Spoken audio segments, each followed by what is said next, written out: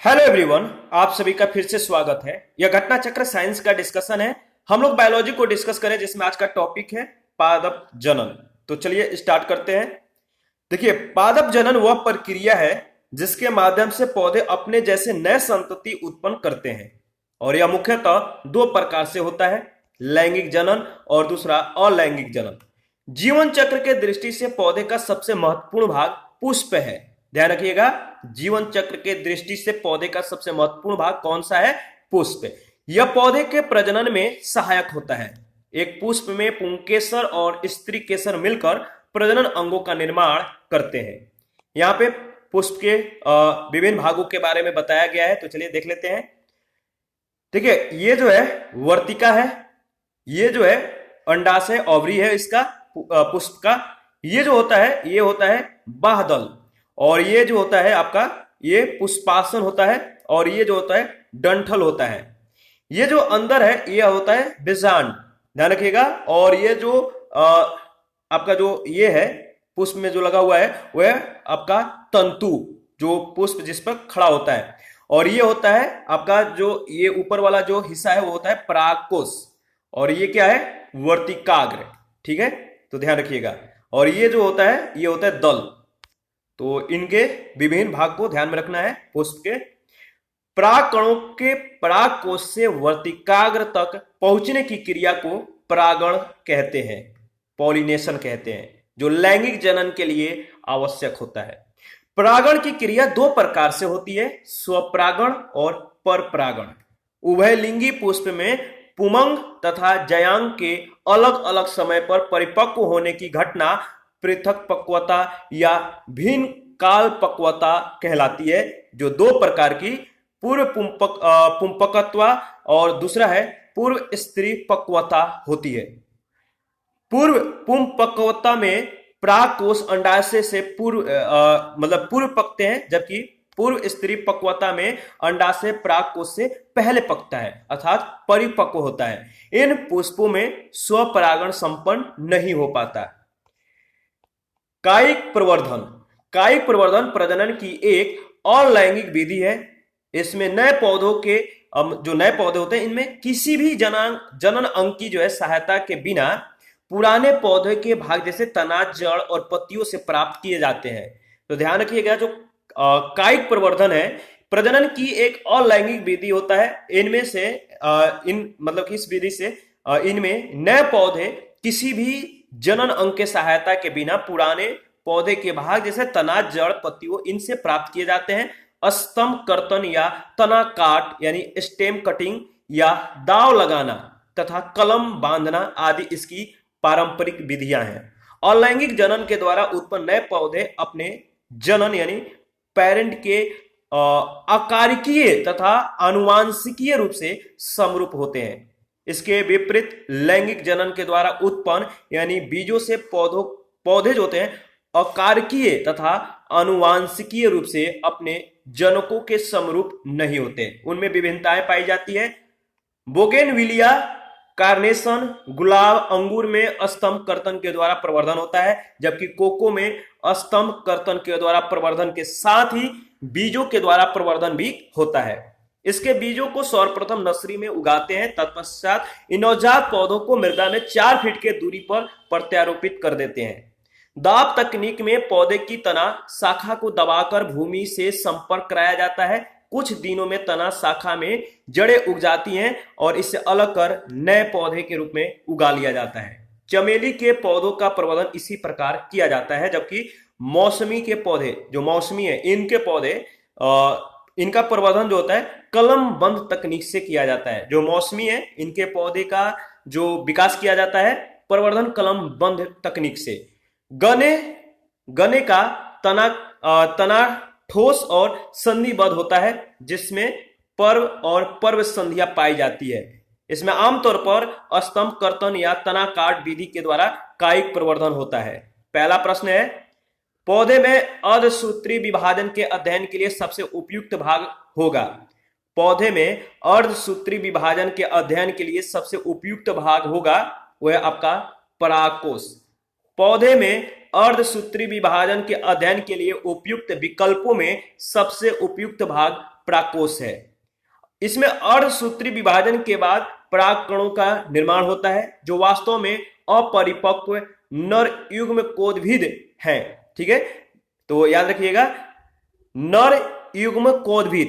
प्रजनन के लिए पौधों पर पुष्प उत्पन्न होते हैं। पुंकेसर नर जननांग तथा अंडप मादा जननांग के रूप में होते हैं। पुंकेसर में पुंतंतु व परागकोश होता है और अंडप में अंडाशय यानी ओवरी और वर्तिका एवं वर्तिकाग्र होते हैं। आगे बढ़ते हैं, नेक्स्ट क्वेश्चन है, क्वेश्चन नंबर 2 है, निम्नलिखित में से कौन से कथन पौधे के कायिक प्रवर्धन के संबंध में सही है? पहला कथन है कायिक प्रवर्धन क्लोनियस जनसंख्या को उत्पन्न करता है। दूसरा है कायिक प्रवर्धन विषाणुओं का निष्प्रभावन करने में सहायक है।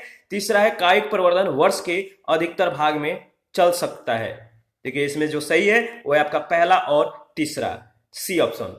पौधे के कायिक भागों यथा जड़, स्तंभ तथा पत्तों के द्वारा जनन जिसमें लैंगिक अंग क्रियात्मक भाग नहीं होते, कायिक प्रवर्धन कहलाता है। कायिक जनन का मुख्य लाभ यह है कि इससे कोई भी क्षेत्र बड़ी शीघ्रता से एक जाति विशेष के द्वारा आच्छादित हो जाता है, परंतु यह जनन विधि जाति श्रृंखला की दूरस्थ वृद्धि में सहायक नहीं है, क्योंकि कायिक अंग उतनी दूरी तक नहीं वितरित हो पाते जितने की बीज।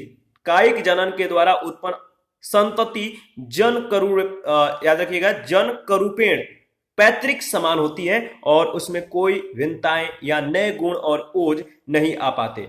कायिक जनन विषाणुओं का प्रसार करने में जो है सहायक होते हैं, तो दूसरा जो कथन है सत्य नहीं है। कायिक प्रवर्धन वर्ष के अधिकतर भाग में चल सकता है, इसलिए तीसरा कथन सत्य है।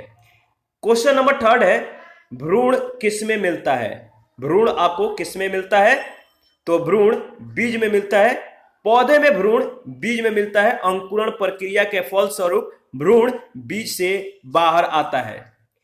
क्वेश्चन नंबर 4 है, मां पौधे की भांति पौधा मिलता है। तो मां पौधे की भांति पौधा मिलता है तना काट से। ठीक है, याद रखिएगा। आगे बढ़ते हैं। अच्छा, इसके बारे में देख लेते हैं, इंपॉर्टेंट है। कायिक प्रवर्धन, ठीक है, कायिक प्रवर्धन प्रजनन की एक अलैंगिक विधि है।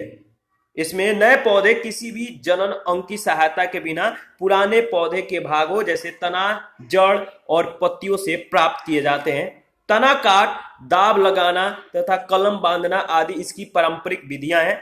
अलैंगिक जनन के द्वारा उत्पन्न नए पौधे अपने जनन के यानी पेरेंट के अकार्यकीय और आनुवांशिकी रूप से समरूप होते हैं। इसके विपरीत लैंगिक जनन के द्वारा उत्पन्न यानी बीजों से पौधे अकार्यकीय तथा आनुवांशिकीय पौधे से अपने जनकों के समरूप नहीं होते, उनमें विभिन्नताएं पाई जाती है।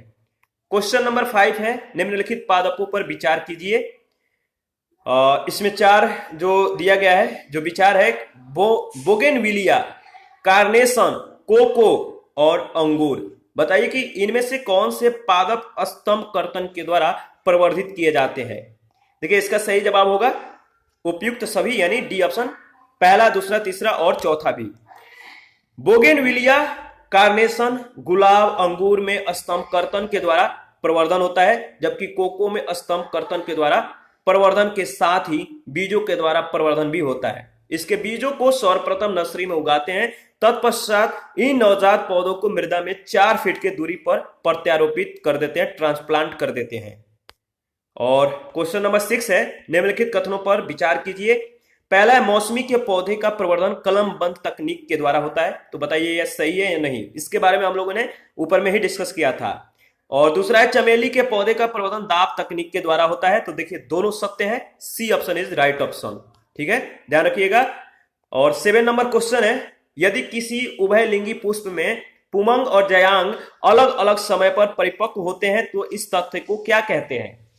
यदि किसी उभयलिंगी पुष्प में पुमंग और जयांग अलग अलग समय पर परिपक्व होते हैं तो इस तथ्य को कहते हैं भिन्न कालपक्वता। उभयलिंगी पुष्प में पुमंग तथा जयांग के अलग अलग समय पर परिपक्व होने की घटना पृथक पक्वता या भिन्न कालपक्वता कहलाती है, जो कि 2 प्रकार की पूर्व पुंपक्वता तथा पूर्व स्त्री पक्वता होती है। थोड़ा सा नाम अजीब टाइप का है, तो इंग्लिश इसका वर्जन जो है ध्यान रखिएगा। और पूर्व पक्वता में प्राकोष अंडाशय से पूर्व पकते हैं, जबकि पूर्व स्त्री पक्वता में अंडाशय प्राकोष से पहले पकता है अर्थात परिपक्व होता है। क्वेश्चन नंबर 8 है, एक ही पौधे के एक पुष्प के परागकोशीय परागण का उसी पौधे के दूसरे पुष्प के वर्तिकाग्र में स्थानांतरण क्या कहलाता है। ध्यान से मैं फिर से रिपीट कर रहा हूं, कह रहा है एक ही पौधे के एक पुष्प के परागकोश से परागण का उसी पौधे के दूसरे पुष्प की वर्तिकाग्र में स्थानांतरण क्या कहलाता है, तो सजात पुष्पी परागण। याद रखिएगा, सजात पुष्पी परागण कहलाता है। एक ही पौधे के एक पुष्प के परागकोश से परागण का उसी पौधे के दूसरे पुष्प की वर्तिकाग्र में स्थानांतरण स्वपरागण या सजात पुष्पी परागण कहलाता है। ठीक है, ध्यान रखिएगा, इंपॉर्टेंट है। इसी के साथ आज का सेशन समाप्त करते हैं। नेक्स्ट सेशन में हम लोग आर्थिक महत्व के बारे में डिस्कस करेंगे। आप अपना प्रतिक्रिया जरूर दीजिएगा, आपके प्रतिक्रियाओं का हमें बेसब्री से इंतजार रहता है। थैंक यू, मिलते हैं नेक्स्ट सेशन में।